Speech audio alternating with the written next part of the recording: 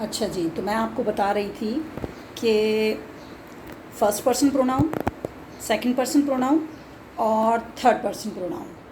सबसे ऊपर आप लोगों को दिख रहा होगा फ़र्स्ट पर्सन प्रोनाउन, और फिर मैंने एक लाइन ले जाकर आई को वी से मैंने मिला दिया, आई और वी, ठीक है। ये दोनों कहलाते हैं फ़र्स्ट पर्सन प्रोनाउन। अच्छा, उसके बाद मैंने सेकंड पर्सन प्रोनाउन को मैंने एरो बना के मेंशन किया है। यू के पास एक छोटा सा एरो आपको दिख रहा होगा। ये जो यू के पास एरो है, ये जो यू के पास आपको अब एरो दिखा, ये लिखा हुआ है। अच्छा, you is the second person pronoun और there is only one second person pronoun. और उसके बाद हमारे पास है ही, शी और दे। अच्छा, इसमें मैंने इट मेंशन नहीं किया है।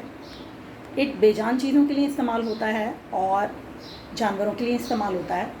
इट का यूजेज मैं आपको प्रोनाउन वाले लेसन में दे चुकी हूँ।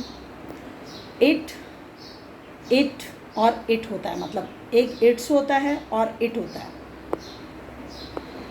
ठीक है। ये आप मेंशन कर दिया मैंने, ये ही, शी और दे। अच्छा, अब इन्हें first person, second person, third person क्यों कहते हैं?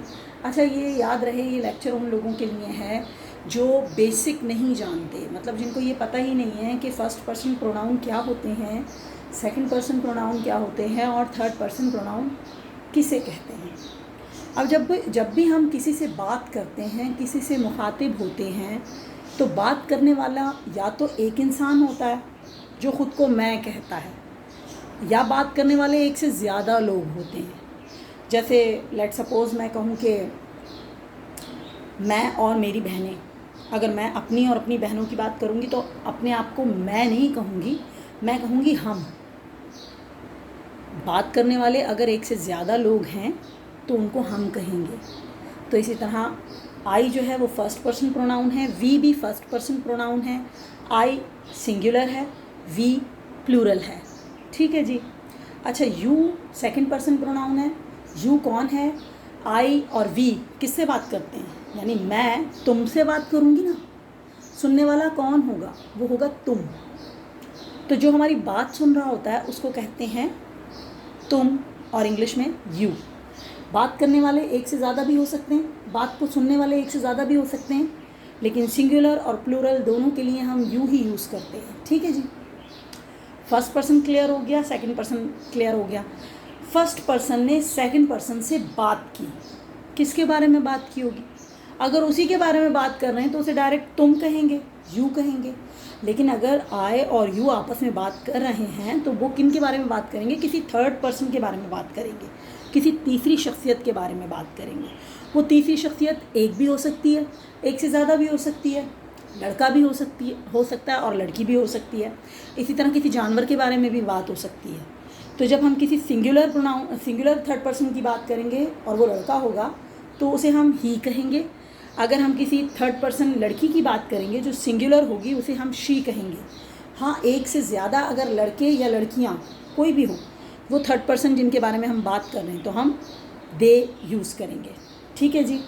तो मैंने आपको बता दिया, ही, शी, दे और इट के बारे में भी मैंने आपको वर्बली बता दिया, बोर्ड पर नहीं लिखा हुआ है।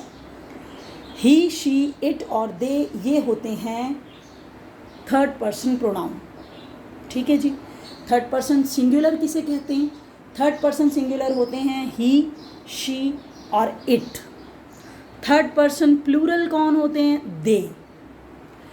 आई होप आप लोगों को ये लेसन समझ में आ गया होगा।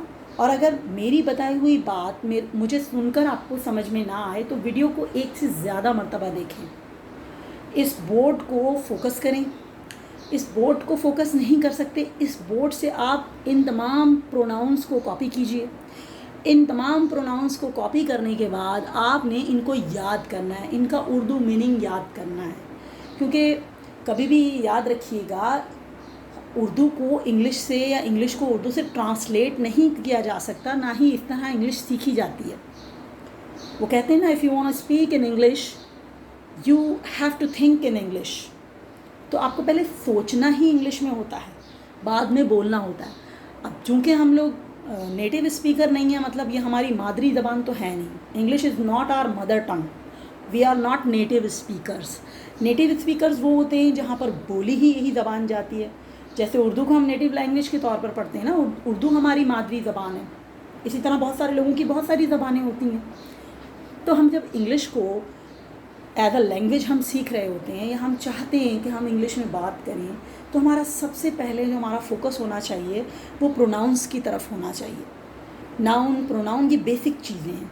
जब तक इनको आप सही यूजेज आप इसका याद नहीं करेंगे, आप इसे सेंटेंस में कैसे यूज़ करेंगे। इसीलिए मैंने टेंस शुरू करने से पहले आप लोगों को प्रोनाउंस क्लियर किए हैं। प्रोनाउंस क्लियर करने के बाद फिर मैं आप लोगों को सेंटेंस फॉर्मेशन पर लेकर आऊँगी। सेंटेंस फॉर्मेशन अगर आप लोगों को सीखनी है तो आपने मेरे चैनल को सब्सक्राइब करना है और मुझे फॉलो करना है। आपको अगर कोई भी बात समझ में नहीं आती तो आप मुझे इनबॉक्स कर सकते हैं, मतलब मुझे कह सकते हैं, अपने व्यूज़ बता सकते हैं आप लोग कि आगे मैं आपको क्या बताऊं। मैं फिर वही कह रही हूँ, ये तमाम लेक्चर्स, ये तमाम लेसन्स उन लोगों के लिए हैं जो बिल्कुल बेसिक से सीखना चाहते हैं इंग्लिश को, जो इंग्लिश को एज अ लैंग्वेज यूज़ करना चाहते हैं, जो ख़ुद को इम्प्रूव करना चाहते हैं। उन लोगों के लिए मैं ये सीक्वेंस लेकर आई हूँ कि मैंने पहले आप लोगों को पार्ट्स ऑफ स्पीच शुरू किए हैं, उनका मैंने आपको एक ब्रीफ लेक्चर दिया है।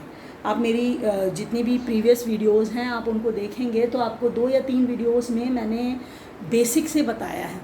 अच्छा, अब मैं इंग्लिश में थॉरली बात इसलिए नहीं कर रही हूँ क्योंकि लोगों को कंप्लीट इंग्लिश समझ में नहीं आ रही। मैं ये नहीं कह रही किसी को नहीं आ रही, मतलब बहुत सारे लोग जो बेसिक सीखना चाहते हैं उनको नहीं आ रही है।